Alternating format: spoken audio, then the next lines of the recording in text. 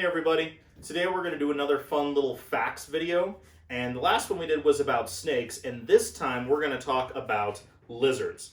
Lizards are another huge part of the reptile community and an awesome awesome reptiles in general. Don't talk only about snakes, although I certainly have a soft spot for our legless guys.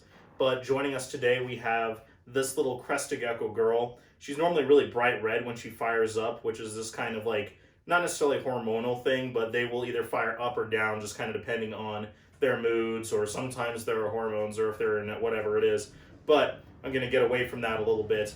The reason why I have her with me is that crested geckos and other geckos in general have this ability to stick to walls of things. And the reason why that is because they have tiny little hairs on their feet that create this electrostatic magnetism that allows them to cling to otherwise completely smooth or unclimbable surfaces.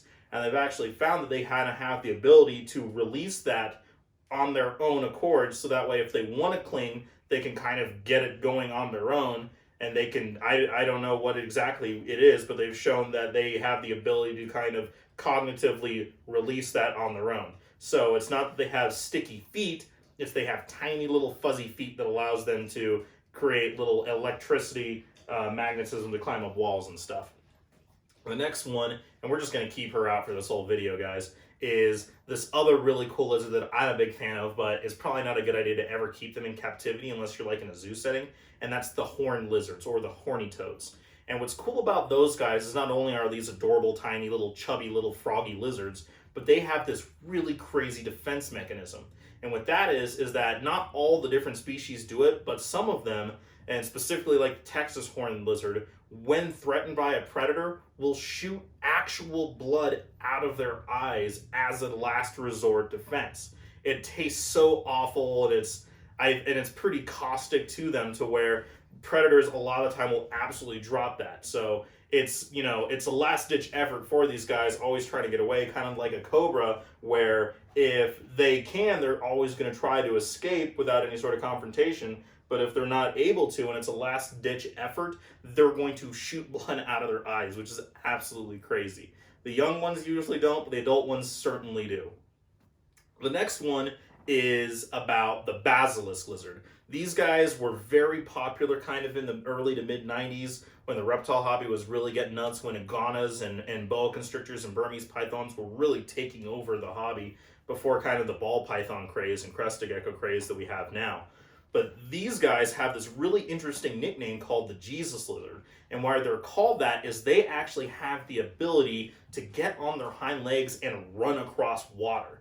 Now there are a few species of lizards that are capable of getting up on their hind feet, like some monitor lizards and tegus and things like that, but they're not really capable of prolonged rear hind legged movement. Now, it's not to say that basilisks can just stand up and walk around on their two legs all day long, but they certainly can move quite a distance on their hind legs. And the reason why they're able to do that is because they have very, very large hind legs that have a lot of extra skin in between their toes and on their legs, that when that spreads out, it allows them to have a little bit more surface area and break the water tension to allow them to actually be able to cruise right across the water, which is why they're called the Jesus lizard. They're really cool things, but they need a fairly large enclosure, so that's why we don't really have any here.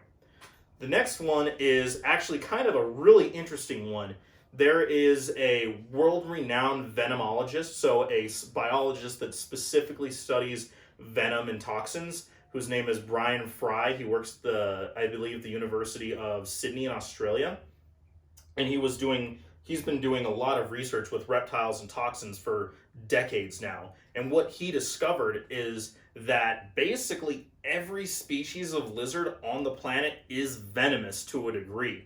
It's just varying on how effective that venom is to larger prey items, to larger things, and also involving individual species like blood toxicology compatibility. So for instance, there are some toxins that affect dogs more than primates, and why that's a whole issue. Like the Sydney funnel web, it affects primates, but not really dogs or cats, which is this really weird thing. And they found that, even like your little bearded dragon, is actually venomous. So we all know about Gila monsters and bearded lizards, and even now the Komodo dragon, they're found to be, venomous with, a fairly significantly life-threatening venom. But now Brian Fry's research has shown that all lizards are in fact venomous. Now, if you're going to take a bite from, a large Varanus monitor, that may be the last thing you really have to worry about. But as all, it is actually a thing. It just doesn't really affect anything. It's kind of like how all spiders are venomous. It's just most of the time it doesn't really affect people at all. And the last, and not to say, sorry guys, quick little, not to say that means that we should be worrying about lizards biting us. It really isn't a big issue. It was just this very interesting thing that he found. So, sorry, back. Last one, I promise, guys. I'll keep this quick. And that is this very crazy thing that now research has found, that reptiles aren't just always incredibly solitary animals. There are some species of reptile, and maybe a whole lot more, we just haven't figured it out yet, are incredibly social animals. There was a study done with desert night lizards out in Joshua Tree National Park in California, where they were finding groups of specific animals always found together, either eating communally in the same areas, eating at the same food source, staying in the same shelters consistently.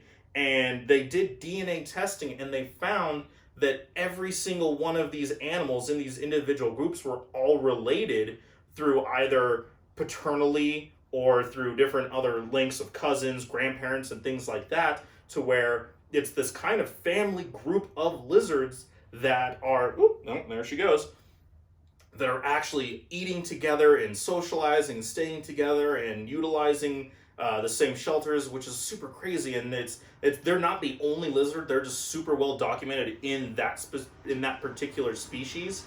And so, for instance, crocodile skinks, they really only lay one or two eggs at a time, but the older generation of the little babies that hatch out will sometimes stick around and actually will hang around and help raise up the next couple eggs, which is absolutely crazy. Shingleback skinks are known to form pair bonds or trio bonds that are almost lifetime monogamous relationships. They've found similar social behavior with some species of rattlesnakes and gopher tortoises. So I think that the more we're learning about everything, not just the whole world in general, but about reptiles especially, they're very misunderstood. We just don't know nearly enough about them as we do so many other types of animals.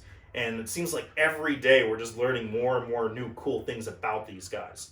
So hopefully you guys enjoyed this video. I tried to keep it a little bit better. We all know I'm super ranty and very breathy when it comes to these things. Hope you enjoyed this. Hope you enjoyed some fun facts. If you guys have any fun, cool reptile facts, lizard facts, let me know down in the comments. Hit me up on Facebook, Instagram, all those awesome places. Please like and subscribe if you can, and I'll check you next time.